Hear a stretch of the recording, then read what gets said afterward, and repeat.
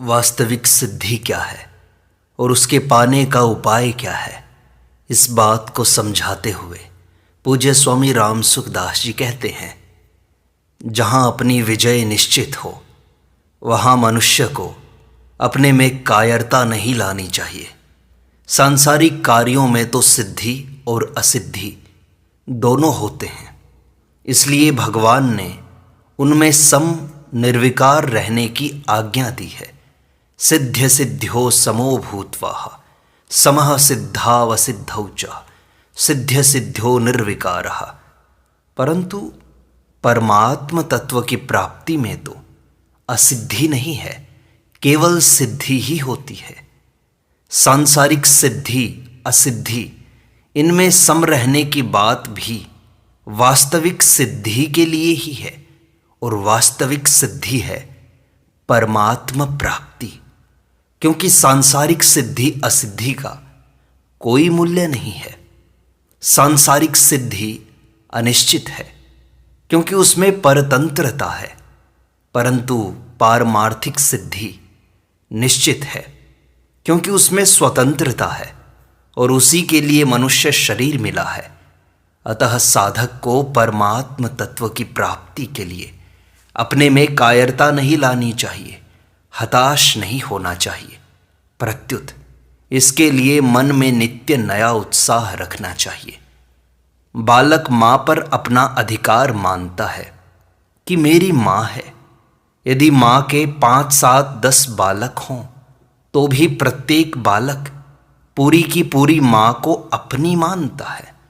ऐसा नहीं होता कि 10 बालक हैं तो माँ के भी 10 हिस्से होंगे और प्रत्येक बालक माँ के 10वें हिस्से को अपना मानेगा। इसी तरह भगवान प्रत्येक जीव के लिए पूरे के पूरे अपने हैं। माँ तो फिर भी पक्षपात कर सकती है, पर हम सब जिनकी वास्तविक संतान हैं उन भगवान में पक्षपात नहीं है। वे भगवान ही हमारे असली माता पिता हैं। त्वमेव माता च पिता त्वमेव, त्वमेव बंधुश्च सखा त्वमेव, त्वमेव विद्या द्रविणं त्वमेव, त्वमेव सर्वं मम देव देव।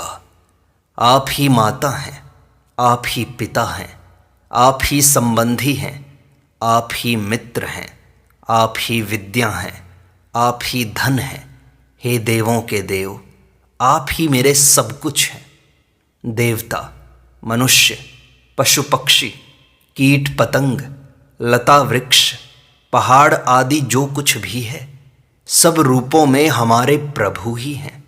इस बात को जिन लोगों ने पहचान लिया उन पर संसार का असर नहीं हुआ। प्रहलाद, मीराबाई आदि ने इसको पहचाना था, इसलिए बड़े से बड़ा दुख आने पर भी वे कभी भी विचलित नहीं हुए, क्योंकि वे सब में सब जगह अपने इष्ट को ही देखते थे। वे परमात्मा ही हमारे वास्तविक माता पिता हैं। शरीर तो लौकिक माता पिता का अंश है जो मर जाता है, परंतु जीव स्वयं परमात्मा का अंश है जो कभी मरा नहीं, मरेगा नहीं और मर सकता ही नहीं।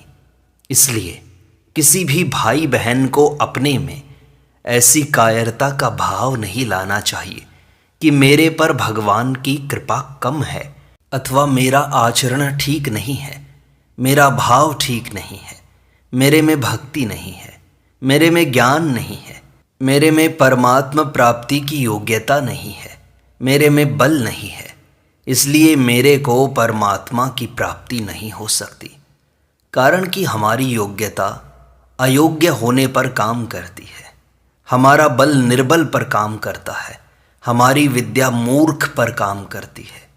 इसलिए हम अपने में बल, बुद्धि, विद्या, योग्यता, कुल, धर्म, जाति, वर्ण, आश्रम इत्यादि जो कुछ भी मानते हैं वे सब परमात्मा प्राप्ति के लिए कुछ भी काम के नहीं हैं। भगवान मेरे हैं, यह भाव जितना बलवान है उतने ये बल, बुद्धि, विद्या इत्यादि बलवान नहीं है। ज्ञानियों का भी ज्ञान भी इतना बलवान नहीं है। ज्ञान उतनी रक्षा नहीं करता जितनी भगवान रक्षा करते हैं। बच्चा माँ की गोदी में बैठा हो तो वह सामने आए राजा को भी धमका देता है। यद्यपि माँ इतनी समर्थ नहीं है, तथापि वह समझता है कि मैं जिस माँ की गोदी में हूँ उसके समान और कोई नहीं है। परंतु हमारी वास्तविक माँ भगवान के समान त्रिलोकी में और कोई नहीं है। हम जो अपने शरीर को, अपने कुटुंब को, अपने संप्रदाय को, अपने वर्ण को, अपने आश्रम को, अपनी योग्यता को, अपनी बुद्धि को जो ऊंचा मानते हैं और उनके साथ अपना संबंध मानकर अपने को बड़ा मानते हैं, यह वास्तव में बड़ी भारी गलती है। भगवान के सामने इन सब का क्या मूल्य है? भगवान का बल तो निर्बल के लिए है। अपने बल, बुद्धि, योग्यता आदि का अभिमान कभी नहीं करना चाहिए, क्योंकि वह भगवत प्राप्ति में महान बाधक है। अपने साधन के बल का अभिमान भी भगवत प्राप्ति में बाधक है। इसका अर्थ यह नहीं है कि हम साधन न करें। साधन नहीं करेंगे तो करेंगे क्या? अतः साधन तो रात दिन करना है, पर साधन के बल का अभिमान नहीं करना है।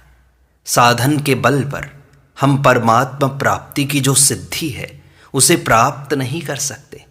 परमात्मा को तो उनके शरण होकर ही प्राप्त कर सकते हैं।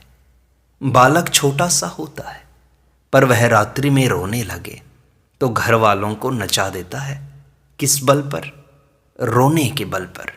वास्तव में रोना कोई बल नहीं होता। रोना निर्बलता की पहचान है। परंतु कोई पहलवान चोर आता हो और बच्चा रो दे तो वह भाग जाता है, यह रोने का बल है। ऐसे ही हमें भगवान के आगे रोना चाहिए। हमारे से भूल यह होती है कि हम धन के लिए, परिवार के लिए, स्त्री पुत्र के लिए, मान बढ़ाई के लिए, जीने के लिए, शरीर के लिए रोते हैं। हमारा रोना केवल भगवान के लिए ही होना चाहिए। वे हमारे हैं, हम उनके हैं। जैसे बालक कहता है कि मेरी माँ है, दूसरी माताएं भी बैठी हैं और वे सुंदर भी हैं, उनके गहने कपड़े भी बढ़िया हैं, पर बालक कहता है कि ये मेरी माँ नहीं है। एक स्त्री काली कलोटी है, उसके गहने कपड़े भी बढ़िया नहीं हैं, पर बालक जाकर उसकी छाती से चिपक जाता है कि यह मेरी माँ है। वह गहने कपड़े, योग्यता आदि को देखकर माँ के पास नहीं जाता, अपितु अपनेपन को देखकर माँ के पास जाता है। ऐसे ही भगवान हम सबकी वास्तविक माँ हैं। बलवान कई हो सकते हैं, धनवान कई हो सकते हैं, विद्वान कई हो सकते हैं, सिद्ध कई हो सकते हैं, देवता आदि कई हो सकते हैं, पर हमारी माँ भगवान के समान कोई नहीं है। हमें उन्हीं की शरण में जाना है। अर्जुन भगवान के शरण होते हैं और कहते हैं कि धर्म के निर्णय में मेरी बुद्धि काम नहीं कर रही है, मैं क्या करूं? पृच्छामि त्वाम धर्म सम्मूढ़ चेताः। तो भगवान कहते हैं कि तेरे को धर्म का निर्णय करने की क्या जरूरत है? तू सब धर्मों का आश्रय छोड़कर एक मेरी शरण में आ जा। मैं तेरे को सब पापों से मुक्त कर दूंगा, चिंताओं से मुक्त कर दूंगा। तात्पर्य है कि तू धर्म का अनुष्ठान तो कर, पर आश्रय मेरा ही रख, धर्म का नहीं। तू अपने बल, बुद्धि, विद्या इत्यादि का किसी का भरोसा मत कर, एक मेरा ही भरोसा रख।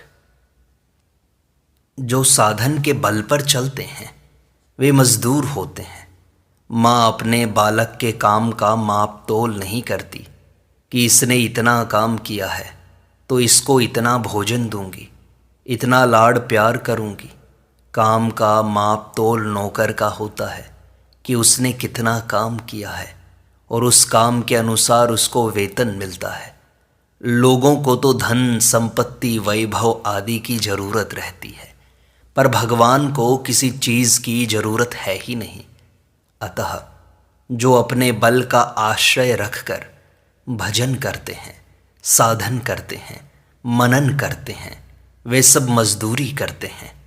इसलिए मजदूरी का बल न रखकर भगवान में अपनेपन का बल रखना चाहिए। मजदूरी से अपने में कायरता आती है कि मेरे में बल नहीं है, मुझ में योग्यता नहीं है, मैंने इतना साधन नहीं किया, मुझ में इतनी कमी है। जब भरत जी भगवान राम से मिलने जाते हैं तब उनकी 3 गतियों का वर्णन आता है। जब वे अपने बल को देखते हैं तब वे स्थिर हो जाते हैं। जब वे अपनी माँ की क्रिया को देखते हैं तब वे पीछे हट जाते हैं। परंतु जब वे भगवान को देखते हैं तब दौड़ पड़ते हैं। इसी तरह हमें अपने कर्मों की तरफ, अपने बल की तरफ, अपने मन बुद्धि की तरफ न देखकर भगवान की तरफ देखना चाहिए। क्या माँ यह देखती है कि बच्चे ने आज कितना काम धंधा किया है, आज उसको कितना दूध पिलाना चाहिए? काम करना तो दूर रहा, वह तो उल्टे घर के काम में बाधा डालता है। परंतु माँ बच्चे को पेट भर दूध देती है।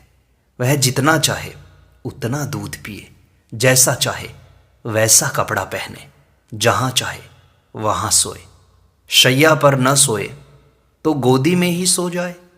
यह बात तो लौकिक माँ की है। हमारी वास्तविक माँ तो बड़ी अलौकिक विलक्षण है। ऐसी विलक्षण माँ भगवान के लिए अपनी योग्यता का विचार करना भी मूर्खता है और अपने साधन में, भजन स्मरण में कमी रखना भी मूर्खता है। अपना भजन स्मरण तो कम नहीं करना चाहिए, पर भजन स्मरण के बल पर हम भगवान की प्राप्ति कर लेंगे, ऐसा अभिमान नहीं करना चाहिए। हमें अपने बल से भगवान को नहीं खरीदना है, अपितु अपने आप को उनके अर्पित करना है। वास्तव में हम अपने बल के अभिमान से ही निर्बल हो रहे हैं, अपने धन के अभिमान से ही निर्धन हो रहे हैं, अपनी योग्यता के अभिमान से ही अयोग्य हो रहे हैं, अपनी चतुराई के अभिमान से ही मूर्ख हो रहे हैं, अपनी विद्या के अभिमान से ही अविद्वान हो रहे हैं, अपनी क्रिया के अभिमान से ही नीचे गिर रहे हैं। वास्तव में हमारे पास अपना मानने योग्य कुछ है ही नहीं, क्योंकि प्रत्येक वस्तु मिली हुई है और बिछुड़ने वाली है। हमारे पास जो कुछ है वह सब भगवान का दिया हुआ है। मिली हुई वस्तु को अपनी मानना और देने वाले को अपना नहीं मानना बेईमानी है। इस बेईमानी को दूर करना है। भगवान का एक विलक्षण स्वभाव है कि वे सब कुछ देते हैं पर अपने को जनाते नहीं हैं। उन्होंने शरीर दिया है, इंद्रियां दी हैं, मन दिया है, बुद्धि दी है, प्राण दिए हैं, पर लेने वाला देखता है कि यह सब तो मेरा ही है। अगर शरीर हमारा है तो उसको मरने क्यों देते हो? बचा लो उसको। आंखें हमारी हैं तो उनको कमज़ोर क्यों होने देते हो? रुपए हम कमाते हैं तो उसमें घाटा क्यों लगने देते हो? रावण भगवान शंकर का बड़ा भक्त था, पर वह भगवान शंकर का बल न मानकर अपना बल मानता था, अभिमानी था। इसलिए जब रावण को बाण लगते हैं, वह मरता है, तब भगवान शंकर आकाश में खड़े खड़े तमाशा देखते हैं। यदि रावण में अपने बल का अभिमान न होकर केवल भगवान शंकर के बल पर भरोसा होता तो भगवान शंकर भी उसकी सहायता के लिए युद्ध में कूद पड़ते। वास्तव में सब बल तो भगवान का है, अपना क्या बल है? बच्चे का कितना बल होता है, वह कौवे से, कुत्ते से भी डर जाता है। उसके पास केवल माँ का बल है। माँ का बल तो सीमित होता है। बच्चा मर जाए तो माँ उसको बचा नहीं सकती, परंतु भगवान का बल असीम है। हिरण्यकशिपु अपने को बड़ा भारी बलवान मानता था, पर अंत में उसका बल क्या काम आया? जो कठोर से कठोर अस्त्र शस्त्र से भी नहीं मर सकता था, वह भगवान के नख से ही मर गया। क्या नख से भी कोई मरता है? हिरण्यकशिपु के भय से देवता लोग भी थर्राते थे, पर प्रहलाद उसके सामने निडर होकर बोलता था। जब भगवान हमारे हैं तो फिर डर किस बात का? जैसे प्रहलाद भगवान का था, वैसे ही हम भी भगवान के हैं। भगवान का अंश होने में वह पीढ़ी में भगवान से नज़दीक पड़ता था और हम दूर पड़ते हैं, ऐसी बात नहीं है। भगवान के साथ सबका समान संबंध है। भगवान कहते हैं, सब मम प्रिय सब मम उपजाए समोहम सर्वभूतेषु। फर्क केवल इतना है कि प्रहलाद भगवान को अपना मानता था, हम भगवान को अपना नहीं मानते। कोई कैसा ही हो, किसी तरह का हो, किसी वर्ण का हो, किसी देश का हो, किसी वेश का हो, किसी आश्रम का हो, किसी संप्रदाय का हो, हिंदू हो, मुसलमान हो, ईसाई हो, यहूदी हो, पारसी हो, सबके लिए भगवान समान हैं। भगवान किसी के नज़दीक हों, किसी से दूर हों, ऐसी बात है ही नहीं। जिसका जैसा भाव होता है उसके लिए भगवान वैसे ही हो जाते हैं। ये यथा माम प्रपद्यन्ते तांस तथैव भजाम्यहम्। इसलिए अपने प्रभु से दूरी मानकर हिम्मत नहीं हारनी चाहिए। जब हम भगवान के बल से बलवान हैं तो फिर हिम्मत क्यों हारे। भगवान की प्राप्ति हमारे बल से नहीं होगी, प्रत्युत भगवान के बल से, उनकी कृपा से होगी। उनकी कृपा से ही सब काम हुआ है, हो रहा है और आगे भी होगा। हम अपने जीवन पर दृष्टि डालें कि हमें यह मानव शरीर कैसे मिला। क्या हमने जानबूझकर यहाँ जन्म लिया था क्या? बचपन से लेकर आज तक हमारा पालन पोषण कैसे हुआ? गीता रामायण आदि से परिचय कैसे हुआ? सत्संग कैसे मिला? अच्छी पुस्तकें कैसे मिली? अच्छा संग कैसे मिला? उसके लिए क्या हमने कोई पुरुषार्थ किया था, कोई उद्योग किया था, कुछ बल लगाया था, कुछ रुपए खर्च किए थे, कुछ परिश्रम किया था? सब भगवान की कृपा से ही हुआ है। जब उनकी इतनी कृपा मिली है तो फिर अब चिंता क्यों करें? कोई आदमी किसी ब्राह्मण को भोजन का निमंत्रण देकर घर पर बुलाए, उसको आसन पर बैठा दे, पत्तल सामने रख दे, जल भी रख दे, अब वह भोजन देगा कि नहीं, इसकी चिंता करने की क्या जरूरत है? अगर उसका भोजन देने का मन नहीं होता तो वह निमंत्रण क्यों देता, पत्तल सामने क्यों रखता? ऐसे ही भगवान ने अपनी कृपा से हमें मनुष्य शरीर दिया है, गीता रामायण जैसे ग्रंथों से परिचय कराया है, सत्संग की बातों से परिचय कराया है। हमने उनसे कब कहा था कि आप ऐसा करो? अतः जिसने इतना दिया है वह आगे भी देगा, नहीं देगा तो लाज किसकी जाएगी? द्रौपदी भगवान से कहती हैं, जाएगी लाज तिहारी, नाथ मेरो का बिगड़ोगो। इसलिए हम चिंता क्यों करें? विश्वास न हो तो भगवान से कहो कि हे नाथ, आप मेरे को विश्वास दो, प्रेम दो, नहीं दोगे तो और कौन देगा? जैसे माँ का दूध माँ के लिए नहीं होता अपितु बच्चे के लिए होता है, ऐसे ही भगवान की शक्ति हमारे लिए ही है। हमारा काम तो बस यही है कि हम तो उनकी शरण हो जाएं। संसार के काम में तो नफ़ा भी हो जाता है और नुकसान भी हो जाता है। किसी का जन्मना भी हो जाता है और मरना भी हो जाता है। हम चाहते कुछ और हैं पर होता कुछ और है। तात्पर्य है कि सांसारिक सिद्धि अवश्यम भावी नहीं है, परंतु पारमार्थिक सिद्धि जो कि भगवत प्राप्ति है अवश्यम भावी है। इस मार्ग पर हमारी विजय निश्चित है, निश्चित है।